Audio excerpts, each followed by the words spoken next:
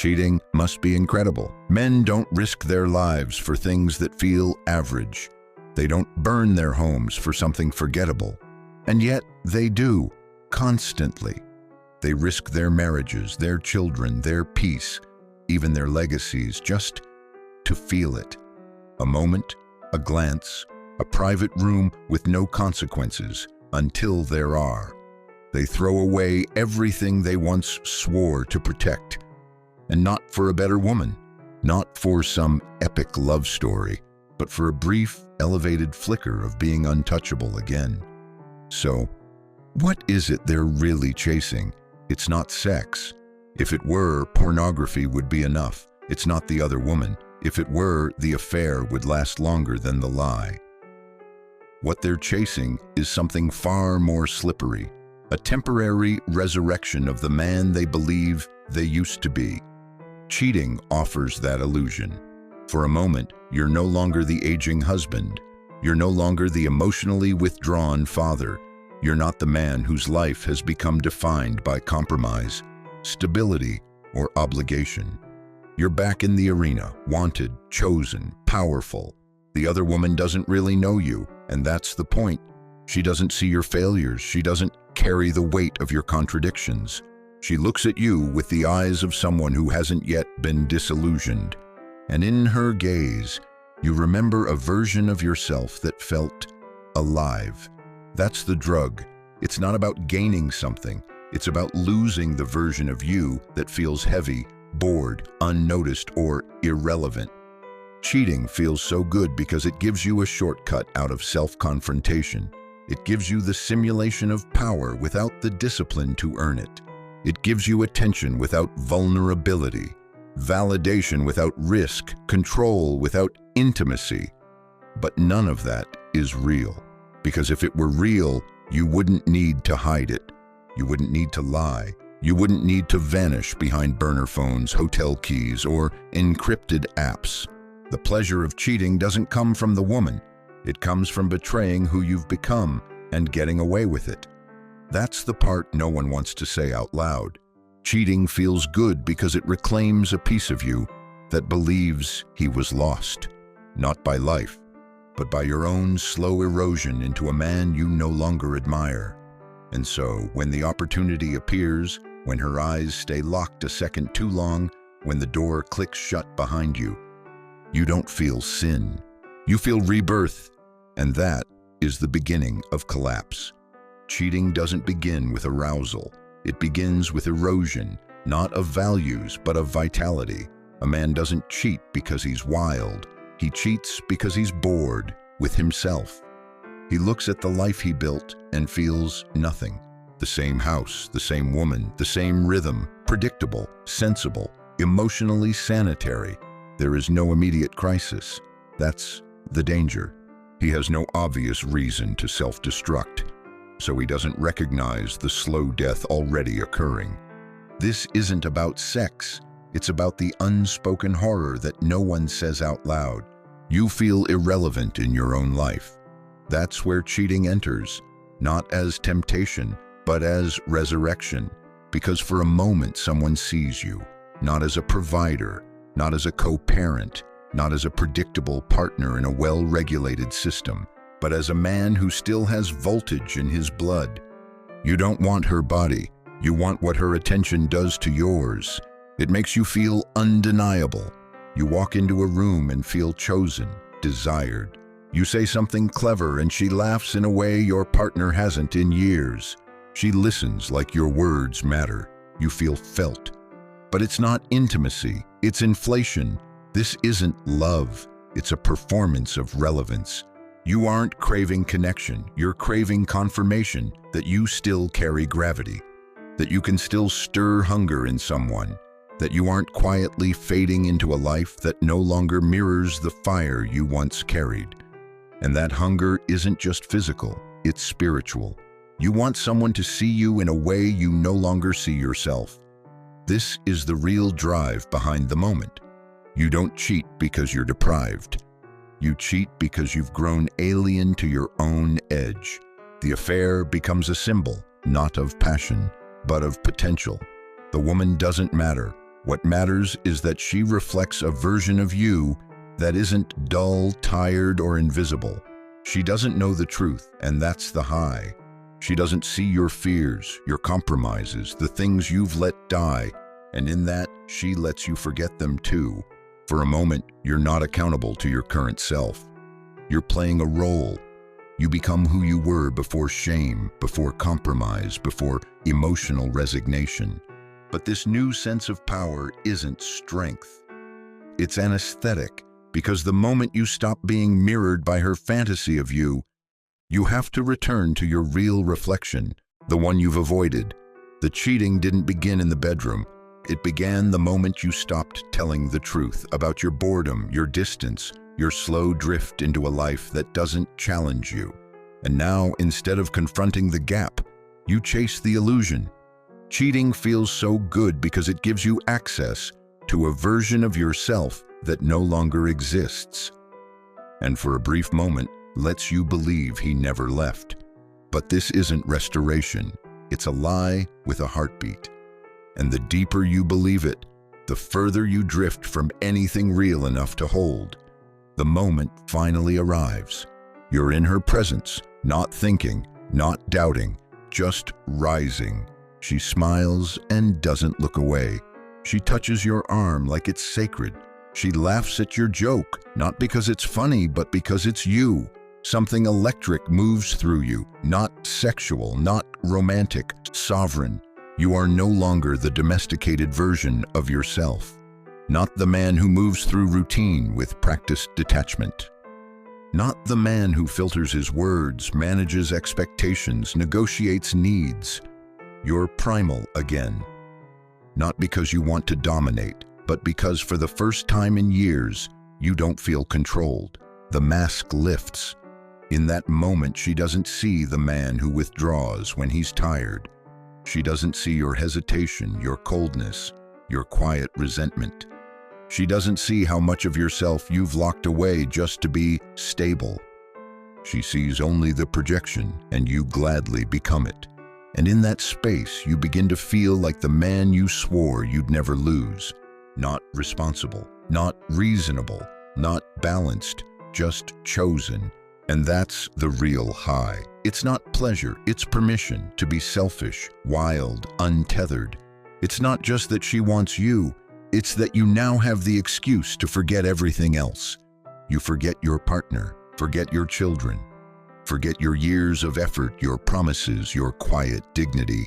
You forget the long road you walked just to become a man worth trusting, because right now you've slipped back into a version of yourself that feels godlike. All the weight falls off. Responsibility becomes vapor. Morality becomes abstract. And this is the moment that feels like freedom. Not because it is, but because it releases you from the pressure of being honest. Honest about your fatigue, your drift, your numbness, your need. That's the real reason cheating feels so good. It isn't intimacy. It's immunity. Immunity from being known, from being needed, from being expected to show up when you've already checked out. In this moment, you don't just escape your relationship. You escape your self-contempt. You become temporarily unreachable. Not by your partner, not by your children, not even by your conscience. You are out of orbit, hovering in a brief supernova of control, and the world below, the one you built, grows smaller, fainter, until it's a dot.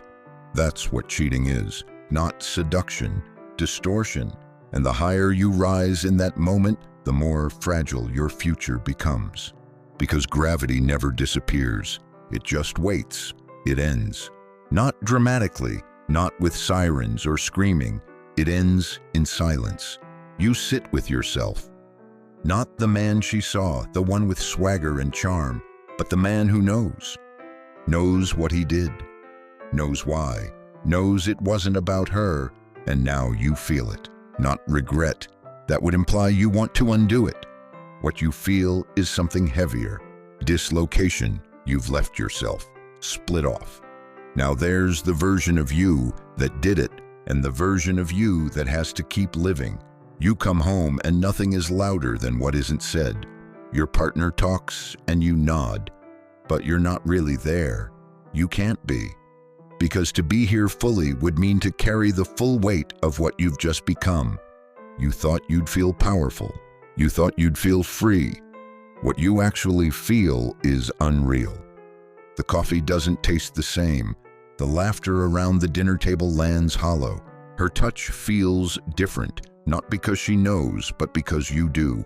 You cheated, and you got away with it, which is the worst part. No fight, no explosion, no fallout, just you staring at your life through glass, like a man watching a movie of his own decisions. You thought the affair would inject voltage into your veins. Instead, it drained you. Now when she tells you she loves you, something inside you flinches. Not because you doubt her, but because you doubt yourself. You wonder who you are when no one's watching. And worse, you already know. You thought cheating would reconnect you to desire. What it really did was reveal how numb you've become to honor. You betrayed her body. But that's not what's eating you. What's eating you is that you betrayed your own standard, not the rules, not the promise, the man you said you'd be when no one was keeping score. And now you don't know how to look at yourself without remembering who looked back at you in that hotel mirror. That man was not strong, he was not wild, he was not free, he was starving. Starving to feel something other than flat.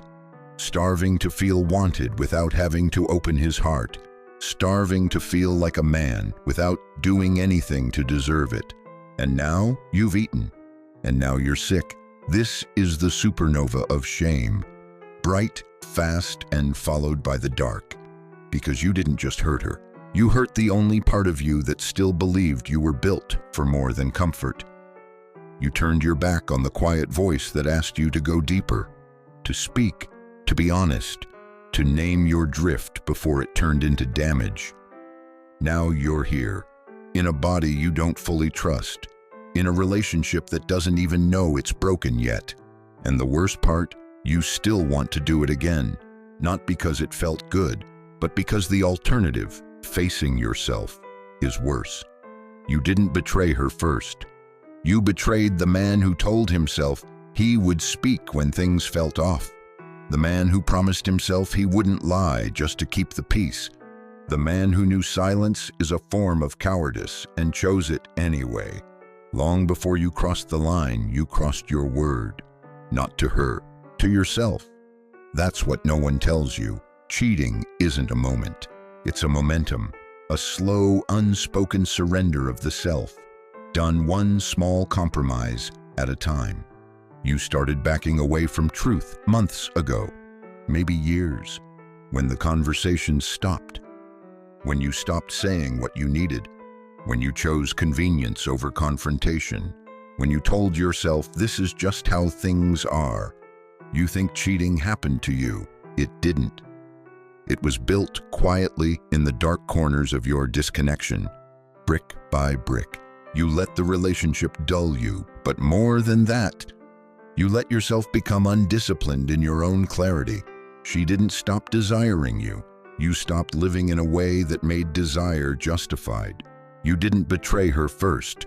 You abandoned the part of you that knew what he stood for, and replaced him with a man who just wanted to feel wanted no matter the cost. That's why the guilt lingers.